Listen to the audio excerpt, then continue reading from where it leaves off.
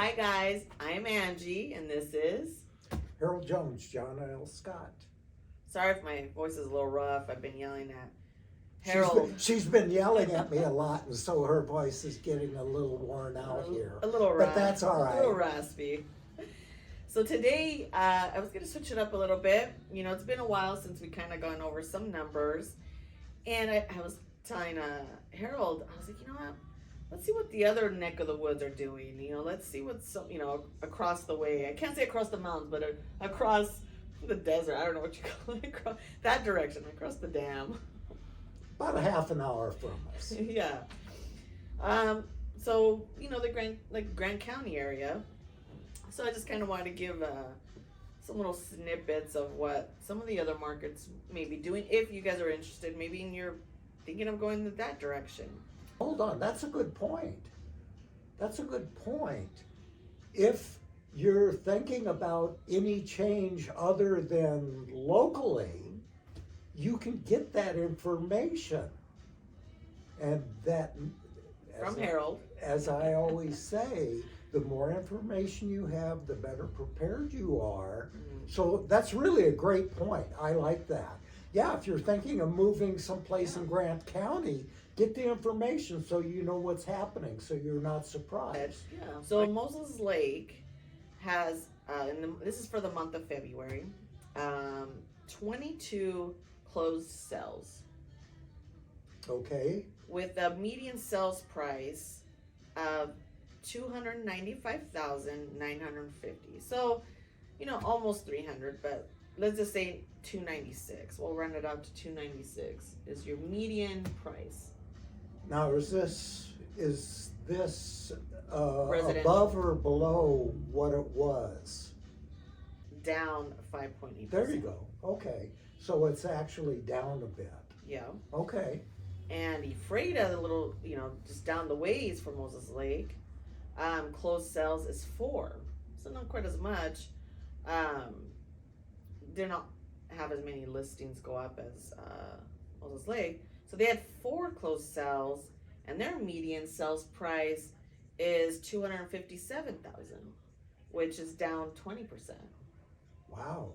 Yeah. Okay.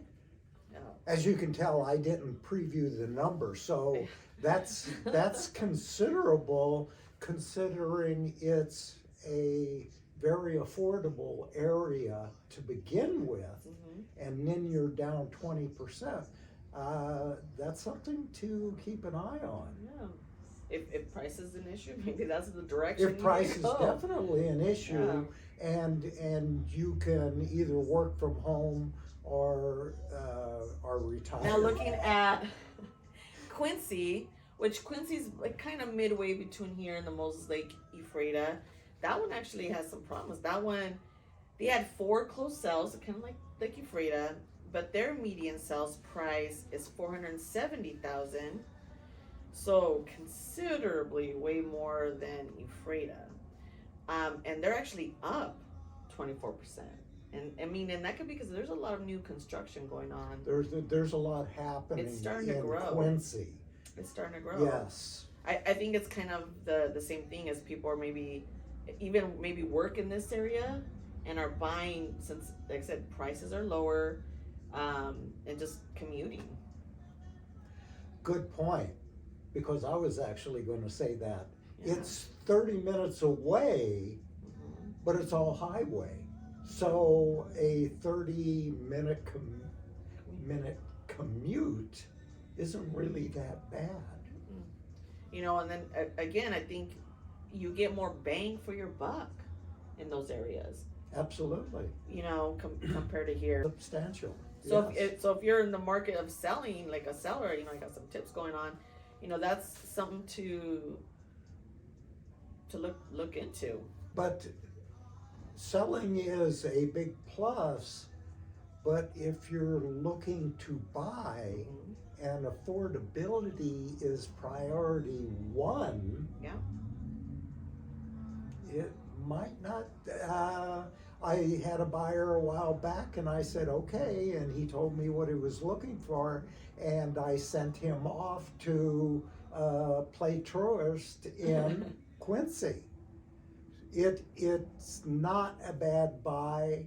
You're right in between Moses Lake and the valley, Wenatchee, so you have access to everything. Why not if the price is right? It's growing by leaps and bounds. There's a lot of things going on. There's a lot of new development happening there.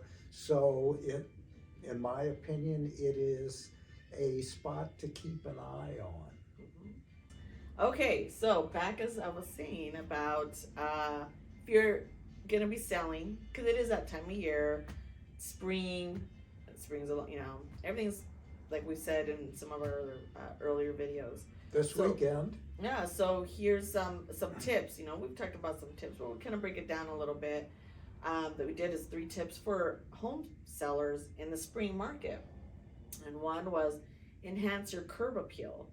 So that could be investing in landscaping, and actually, that's one of the biggest things. Is there's nothing like pulling up to a house or looking at photos, and there is going to be a difference, especially if you're competing with other houses, like a well-kept yard, or at least, you don't have to spend buku bucks a lot, but at least cut the grass, try to do what you can, get some fresh, colorful flowers, just go to your local, buy some pots, just for the season until while it's, on the market. Just make it look inviting and colorful. Yeah, but I mean, it's like the little, clean the windows, sweep all the cobwebs and stuff, any spiders, just make it look clean. One of my biggest pet peeves is walking through a door and you see spider webs, and I'm like, I don't want to go through this door, and just. And she's got a thing about spiders and spiders. mountain lions.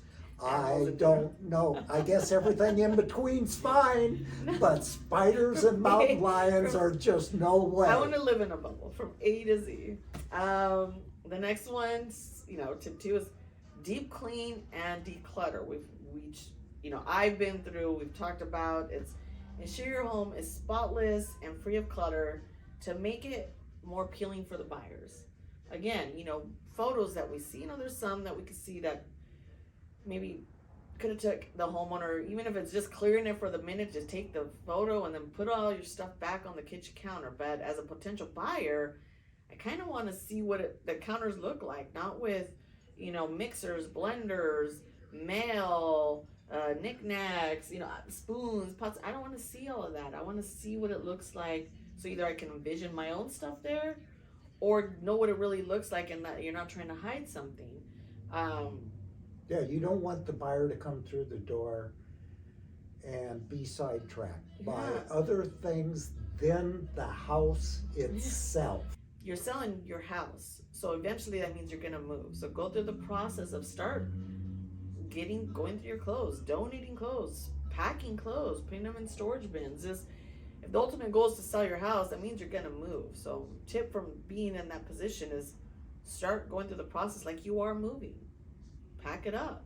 Number 3 is price the home right.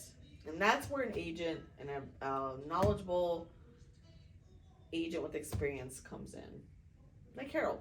I mean, you gotta set a competitive price for your home based on the market, that's gonna attract more buyers and sell quickly. I get it. I was a seller. You want to reach for the stars. You don't want to feel like you left a penny on the table. But at the end of the day, what's the goal? The goal was to get it sold. Do you want a good price? Yes. Are we gonna try for it? Yes. But let's be realistic. And it was hard. It was a hard pill to swallow for me.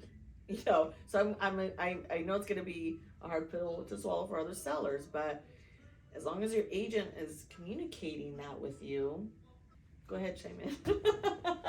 No, you do a very good job. I like it.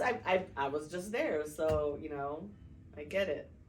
But yeah, just pricing the home right. There's times we look at houses and you're like, that's overpriced, but. This is something that I've been thinking about, especially when people come up and what is the marketing plan? First step is price it right. If you don't price it right, I don't care what you do after that. Now, if you sell it short, yes, it's going to get sold, but you may leave some money on the table. When I price a property, I have all the numbers to prove what I'm saying. So that's the first thing of a marketing plan. Get it priced correctly for what the market is doing.